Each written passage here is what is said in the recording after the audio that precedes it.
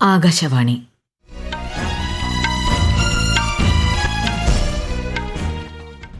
നമസ്കാരം. വാർത്തകൾ വായിക്കുന്നത് സീന ആന്റണി.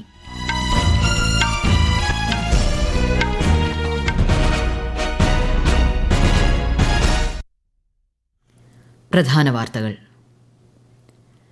2 ദിവസത്തെ സന്ദർശനത്തിനായി രാഷ്ട്രപതി ദ്രൗപദി മുർമു ഫിജിയിലെത്തി. ഫിജി പ്രസിഡന്റുമായി രാഷ്ട്രപതി ഉഭയകക്ഷി ചർച്ച നടത്തും. ജമ്മുകശ്മീരിലെ ജനങ്ങളുടെ അഭിലാഷങ്ങൾ നിറവേറ്റുന്നതിന് കേന്ദ്ര സർക്കാർ നിരന്തരം പ്രവർത്തിക്കുമെന്ന് പ്രധാനമന്ത്രി നരേന്ദ്രമോദി. പാർലമെന്റിന്റെ ഇരുസഭകളും നടപടികൾ പൂർത്തിയാക്കി ഇന്നത്തേക്ക് പിരിഞ്ഞു. ബംഗ്ലാദേശിൽ വിദ്യാർത്ഥി പ്രക്ഷോഭങ്ങളുടെ പശ്ചാത്തലത്തിൽ ഷെയ്ഖ് ഹസീന പ്രധാനമന്ത്രി സ്ഥാനം രാജിവെച്ചു. ഇടക്കാല സർക്കാർ രൂപീകരിക്കുമെന്ന് സൈന്യം. വയനാട് ഉരുൾപൊട്ടലിൽ കാണാതായവർക്കുള്ള തെരച്ചിൽ ഇന്നത്തേക്ക് അവസാനിപ്പിച്ചു. പുനരധിവാസത്തിന് സമഗ്ര പാക്കേജ് നടപ്പിലാക്കുമെന്ന് ധനമന്ത്രി KN ബാലഗോപാൽ. പാരീസ് ഒളിമ്പിക്സ് ഗുസ്തിയിൽ ഇന്ത്യൻ താരം നിഷ ദഹിയ ക്വാർട്ടറിൽ കടന്നു. ബാഡ്മിന്റൺ പുരുഷ സിംഗിൾസിൽ ലക്ഷ്യ സെന്നിന് 4ാം സ്ഥാനം. വാർത്തകൾ വിശദമായി. 2 ദിവസത്തെ സന്ദർശനത്തിനായി രാഷ്ട്രപതി ദ്രൗപദി മുർമു ഫിജിയിലെത്തി. തലസ്ഥാനമായ സുവയിൽ രാഷ്ട്രപതി ഉഭയകക്ഷി ചർച്ചയിൽ പങ്കെടുക്കും. ഫിജിയൻ പാർലമെന്റിനെയും അഭിസംബോധന ചെയ്യും. തുടർന്ന് ന്യൂസിലൻഡിലെത്തുന്ന രാഷ്ട്രപതി വെല്ലിംഗ്ടണിൽ അന്താരാഷ്ട്ര വിദ്യാഭ്യാസ സമ്മേളനത്തെ അഭിസംബോധന ചെയ്യും. ഓക്ലൻഡിൽ ഇന്ത്യൻ സമൂഹമായും രാഷ്ട്രപതി സംവദിക്കും. ത്രിരാഷ്ട്ര സന്ദർശനത്തിന്റെ അവസാന പാദത്തിൽ തിമോർ ലെസ്റ്റയിലെത്തുന്ന ശ്രീമതി ദ്രൗപദി മുർമു ഇന്ത്യൻ സമൂഹവുമായും ആശയവിനിമയം നടത്തും. ജമ്മുകശ്മീരിലെയും ലഡാക്കിലെയും ജനങ്ങളുടെ അഭിലാഷങ്ങൾ നിറവേറ്റുന്നതിന് കേന്ദ്ര സർക്കാർ നിരന്തരം പ്രവർത്തിക്കുമെന്ന് പ്രധാനമന്ത്രി നരേന്ദ്രമോദി. അനുച്ഛേദം 370, 35A എന്നിവ റദ്ദാക്കിയതിന്റെ 5ാം വാർഷിക ദിനത്തിൽ സമൂഹമാധ്യമത്തിൽ പങ്കുവച്ച പോസ്റ്റിലാണ് അദ്ദേഹം ഇക്കാര്യം വ്യക്തമാക്കിയത്. ജമ്മുകശ്മീരിലും ലഡാക്കിലും പുരോഗതിയുടെയും സമൃദ്ധിയുടെയും പുതിയ യുഗത്തിന് തുടക്കമിട്ട നിർണായക നിമിഷമായിരുന്നു അതെന്നും പ്രധാനമന്ത്രി അനുസ്മരിച്ചു.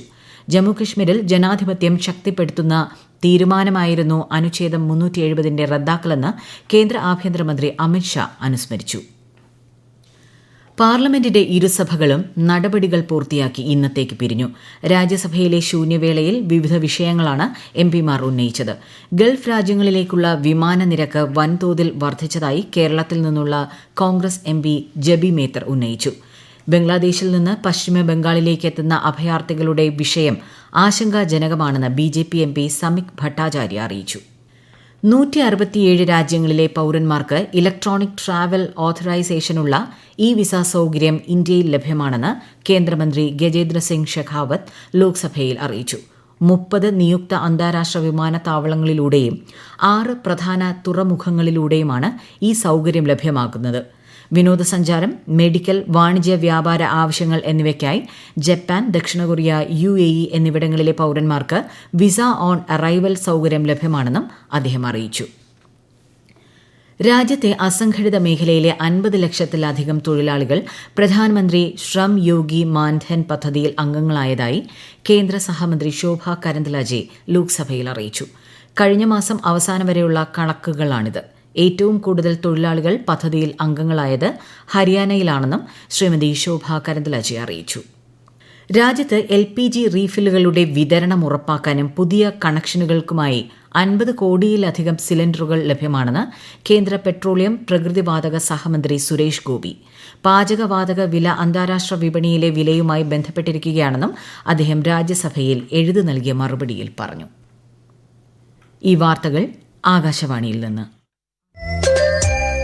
ആകാശവാണി വാർത്തകളും വാർത്താധിഷ്ഠിത പരിപാടികളും all India radio news Thiruvananthapuram എന്ന യൂട്യൂബ് ചാനലിൽ ലഭ്യമാണ്. കൂടുതൽ വാർത്തകൾക്കായി @all India radio news Thiruvananthapuram എന്ന ഫേസ്ബുക്ക് പേജും @AER_News_TVM എന്ന X ഹാൻഡിലും സന്ദർശിക്കാം. രാജ്യത്തെ കയറ്റുമതി രംഗത്ത് ഇലക്ട്രോണിക് മേഖല 3ാം സ്ഥാനത്തെത്തിയതിൽ പ്രധാനമന്ത്രി നരേന്ദ്രമോദി സന്തോഷം പ്രകടിപ്പിച്ചു. നൂതന ആശയങ്ങളുള്ള യുവതലമുറയാണ് ഇലക്ട്രോണിക് കയറ്റുമതി മേഖലയുടെ ശക്തിയെന്നും കേന്ദ്രമന്ത്രി അശ്വിനി വൈഷ്ണവിന്റെ സമൂഹ മാധ്യമ കുറിപ്പ് പങ്കുവച്ചുകൊണ്ട് പ്രധാനമന്ത്രി പറഞ്ഞു. വയനാട് ഉരുൾപൊട്ടൽ നടന്ന മുണ്ടക്കൈ ചൂരൽമല പ്രദേശത്ത് ദുരിതബാധിതരുടെ പുനരധിവാസം ഉറപ്പാക്കുന്നത് സംബന്ധിച്ച് മുഖ്യമന്ത്രിയുടെ നേതൃത്വത്തിൽ ചേർന്ന യോഗം ചർച്ച ചെയ്തു. കാണാതായവർക്കായുള്ള തെരച്ചിലിന്റെ പുരോഗതിയും യോഗം വിലയിരുത്തി. പുനരധിവാസത്തിനായി സമഗ്ര പാക്കേജ് അനുവദിക്കുമെന്ന് ധനമന്ത്രി KN ബാലഗോപാൽ വയനാട്ടിൽ പറഞ്ഞു. അതേസമയം തിരിച്ചറിയാത്ത 31 മൃതദേഹങ്ങളും 158 ശരീരഭാഗങ്ങളും പുത്തുമലയിൽ ഇന്ന് സംസ്കരിച്ചു. ബംഗ്ലാദേശിൽ ഇടക്കാല സർക്കാർ രൂപീകരിക്കുമെന്ന് സൈന്യം. വിദ്യാർത്ഥി പ്രക്ഷോഭങ്ങളുടെ പശ്ചാത്തലത്തിൽ ഷെയ്ഖ് ഹസീന പ്രധാനമന്ത്രി സ്ഥാനം രാജിവെച്ചതിനെ തുടർന്നാണ് സൈന്യം നിയന്ത്രണം ഏറ്റെടുത്തത്. ബംഗ്ലാദേശിലെ വിമാനത്താവളം 6 മണിക്കൂർ അടച്ചിട്ടു. വിശദാംശങ്ങളിലേക്ക്. ബംഗ്ലാദേശ് പ്രധാനമന്ത്രി പദം രാജിവെച്ചതിനെ തുടർന്ന് ഷെയ്ഖ് ഹസീന സുരക്ഷിതമായ സ്ഥലത്തേക്ക് പോയതായി അന്താരാഷ്ട്ര മാധ്യമങ്ങൾ റിപ്പോർട്ട് ചെയ്തു. ധാക്കയിലെ പ്രധാനമന്ത്രിയുടെ ഔദ്യോഗിക വസതിയിലേക്ക് നൂറുകണക്കിന് പ്രതിഷേധക്കാർ എത്തിയതോടെ ഷെയ്ഖ് ഹസീന സൈനിക ഹെലികോപ്റ്ററിൽ രാജ്യം വിടുകയായിരുന്നു. രാജ്യത്തിന്റെ നിയന്ത്രണം ബംഗ്ലാദേശ് സൈന്യം ഏറ്റെടുത്തിരിക്കുകയാണ്. പ്രതിഷേധം അവസാനിപ്പിക്കണമെന്ന് ബംഗ്ലാദേശ് കരസേനാ മേധാവി ജനറൽ വക്കർ ഉസ്സമാൻ ടെലിവിഷൻ അഭിസംബോധനയിൽ ജനങ്ങളോട് അഭ്യർത്ഥിച്ചു. ബംഗ്ലാദേശിൽ പ്രതിഷേധങ്ങളിൽ 100 പേർ കൊല്ലപ്പെടുകയും 1000 പേർക്ക് പരിക്കേൽക്കുകയും ചെയ്തതായാണ് റിപ്പോർട്ട്. 1971 വിമോചന പോരാളികളുടെ കുടുംബാംഗങ്ങൾക്ക് സംവരണം ഏർപ്പെടുത്തിയതിനെ തുടർന്നാണ് ബംഗ്ലാദേശിൽ കലാപം പൊട്ടിപ്പുറപ്പെട്ടത്. പ്രക്ഷോഭത്തിന്റെ പശ്ചാത്തലത്തിൽ ഇന്ത്യൻ പൌരന്മാർക്ക് വിദേശകാര്യ മന്ത്രാലയം ജാഗ്രതാ നിർദ്ദേശം നൽകിയിട്ടുണ്ട്. ഇന്ത്യക്കാർ എംബസിയുമായി നിരന്തരം സമ്പർക്കം പുലർത്തണമെന്നും ഇനിയൊരു അറിയിപ്പ് ഉണ്ടാകുന്നതുവരെ ബംഗ്ലാദേശിലേക്ക് യാത്ര ചെയ്യരുതെന്നും അധികൃതർ അറിയിച്ചു. News desk Akashvani. പാരീസ് ഒളിമ്പിക്സിൽ ഗുസ്തിയിൽ ഇന്ത്യൻ താരം നിഷ ദഹിയ ക്വാർട്ടറിൽ കടന്നു. ബാഡ്മിന്റൺ പുരുഷ സിംഗിൾസിൽ ഇന്ത്യയുടെ ലക്ഷ്യ സെന്നിന് 4ാം സ്ഥാനം. വനിതകളുടെ ടേബിൾ ടെന്നീസ് ടീം ഇനത്തിൽ ശ്രീജ ആകുല, മണിക ബത്ര, അർച്ചന കാമത്ത് സഖ്യം ക്വാർട്ടർ ഫൈനലിൽ കടന്നു. ഷൂട്ടിംഗിന്റെ സ്കീറ്റ് മിക്സഡ് ടീം ഇനത്തിൽ അനന്ത്ജീത് സിംഗ്, മഹേശ്വരി ചൌഹാൻ സഖ്യം വെങ്കല മെഡലിനായുള്ള പോരാട്ടത്തിൽ ചൈനയോട് പരാജയപ്പെട്ട് 4ാം സ്ഥാനത്തെത്തി. പാരീസ് ഒളിമ്പിക്സിന്റെ 4 സ്മാരക സ്റ്റാമ്പുകൾ കേന്ദ്രമന്ത്രിമാരായ ജ്യോതിരാദിത്യ സിന്ധ്യയും മൻസുഖ് മാണ്ഡവ്യയും ചേർന്ന് ഇന്ന് ന്യൂഡൽഹിയിൽ പുറത്തിറക്കി. Javelin throw, field hockey, sailing, table tennis തുടങ്ങിയ കായിക ഇനങ്ങളെ പ്രതിനിധീകരിക്കുന്നവയാണ് സ്മാരക സ്റ്റാമ്പുകൾ. സ്ത്രീകൾക്കെതിരായ സൈബർ കുറ്റകൃത്യങ്ങൾ തടയുന്നതിനായി ദേശീയ വനിതാ കമ്മീഷന്റെ ആഭിമുഖ്യത്തിൽ ഡിജിറ്റൽ ശക്തി കേന്ദ്രം ഇന്ന് ന്യൂഡൽഹിയിൽ ഉദ്ഘാടനം ചെയ്തു. സൈബർ കുറ്റകൃത്യങ്ങളെക്കുറിച്ച് ബോധവൽക്കരണം നടത്തുകയും പരാതികൾ രജിസ്റ്റർ ചെയ്യുന്നതിനും പരിഹരിക്കുന്നതിനും ആവശ്യമായ സാങ്കേതിക പിന്തുണ ഡിജിറ്റൽ ശക്തി കേന്ദ്രത്തിലൂടെ ലഭ്യമാക്കും. മഹാരാഷ്ട്രയിലെ പൂനെയിൽ സിക വൈറസ് ബാധ വർദ്ധിക്കുന്നതായി റിപ്പോർട്ട്. ജില്ലയിൽ 72 പേരാണ് രോഗബാധിതരായത്.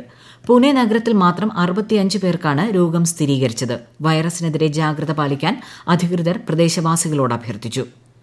ഹിമാചൽ പ്രദേശിൽ മേഘവിസ്ഫോടനത്തിൽ കാണാതായവർക്കായുള്ള തിരച്ചിൽ 5ാം ദിവസമായ ഇന്നും തുടരുന്നു. ഷിംല, മാണ്ഡി, കുളു ജില്ലകളിലാണ് ദുരന്തമുണ്ടായത്. സംസ്ഥാനത്തിന്റെ വിവിധ ഭാഗങ്ങളിൽ നിന്ന് 40ഓളം പേരെയാണ് കാണാതായത്. മണ്ണിടിച്ചിലിനെ തുടർന്ന് കുളു മണാലി ദേശീയപാതയിലൂടെയുള്ള ഗതാഗതം താൽക്കാലികമായി നിർത്തിവച്ചിരിക്കുകയാണ്. കര, നാവിക, വ്യോമസേനകളുടെ സംയുക്ത സാമ്പത്തിക സമ്മേളനം ന്യൂഡൽഹിയിൽ ആരംഭിച്ചു. സംയുക്ത സൈനിക മേധാവി ജനറൽ അനിൽ ചൌഹാനാണ് സമ്മേളനത്തിന് അധ്യക്ഷത വഹിക്കുന്നത്. സായുധ സേനകളിലെ ഏകീകരണവും സഹകരണവും ലക്ഷ്യമിട്ടുള്ളതാണ് സമ്മേളനം. രാജ്യത്തെ ഓഹരി വിപണികളിൽ വൻ നഷ്ടം. ബോംബെ ഓഹരി സൂചിക സെൻസെക്സ് 2222 പോയിന്റ് താഴ്ന്ന് 78,759-ലും ദേശീയ ഓഹരി നിഫ്റ്റി 662 പോയിന്റ് കുറഞ്ഞ് 24,056-ലും വ്യാപാരം അവസാനിപ്പിച്ചു. സ്വർണ്ണവിലയിൽ മാറ്റമില്ല. സംസ്ഥാനത്ത് ഇന്ന് ഒറ്റപ്പെട്ട സ്ഥലങ്ങളിൽ ശക്തമായ മഴയ്ക്ക് സാധ്യതയെന്ന് കേന്ദ്ര കാലാവസ്ഥാ വകുപ്പ്. പത്തനംതിട്ട, കോട്ടയം, ഇടുക്കി, കണ്ണൂർ, കാസർഗോഡ് ജില്ലകളിൽ മഞ്ഞ ജാഗ്രതയാണ്. കേരളം, തമിഴ്നാട് തീരങ്ങളിൽ നാളെ രാത്രി വരെ ഉയർന്ന തിരമാലയ്ക്ക് സാധ്യതയുള്ളതിനാൽ മത്സ്യത്തൊഴിലാളികളും തീരദേശവാസികളും പ്രത്യേക ജാഗ്രത പാലിക്കണമെന്നും മുന്നറിയിപ്പുണ്ട്. പ്രധാന വാർത്തകൾ വീണ്ടും. 2 ദിവസത്തെ സന്ദർശനത്തിനായി രാഷ്ട്രപതി ദ്രൌപദി മുർമു ഫിജിയിലെത്തി. ഫിജി പ്രസിഡന്റുമായി രാഷ്ട്രപതി ഉഭയകക്ഷി ചർച്ച നടത്തും. ജമ്മുകശ്മീരിലെ ജനങ്ങളുടെ അഭിലാഷങ്ങൾ നിറവേറ്റുന്നതിന് കേന്ദ്ര സർക്കാർ നിരന്തരം പ്രവർത്തിക്കുമെന്ന് പ്രധാനമന്ത്രി നരേന്ദ്രമോദി. പാർലമെന്റിന്റെ ഇരുസഭകളും നടപടികൾ പൂർത്തിയാക്കി ഇന്നത്തേക്ക് പിരിഞ്ഞു. ബംഗ്ലാദേശിൽ വിദ്യാർത്ഥി പ്രക്ഷോഭങ്ങളുടെ പശ്ചാത്തലത്തിൽ ഷെയ്ഖ് ഹസീന പ്രധാനമന്ത്രി സ്ഥാനം രാജിവെച്ചു. ഇടക്കാല സർക്കാർ രൂപീകരിക്കുമെന്ന് സൈന്യം. വയനാട് ഉരുൾപൊട്ടലിൽ കാണാതായവർക്കുള്ള തിരച്ചിൽ ഇന്നത്തേക്ക് അവസാനിപ്പിച്ചു.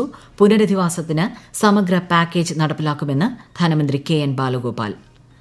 പാരീസ് ഒളിമ്പിക്സ് ഗുസ്തിയിൽ ഇന്ത്യൻ താരം നിഷ ദഹിയ ക്വാർട്ടറിൽ കടന്നു.